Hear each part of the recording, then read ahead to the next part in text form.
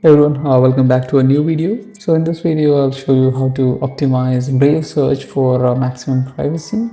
So let's get started. So you can search anything for work similar to uh, Google. I think the listings and search indexing is very quick. So we'll go to the work settings, and for premium users, there is also a premium version where you don't get ads.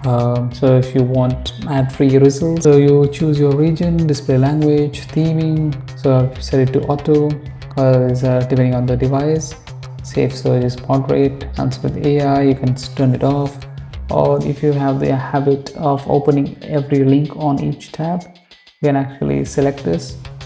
You can even set the unit of measure to imperial or metric. I usually use metric system.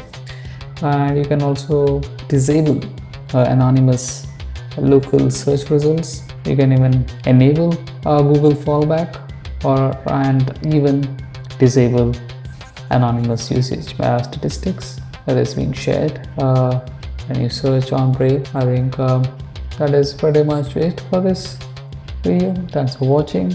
Bye.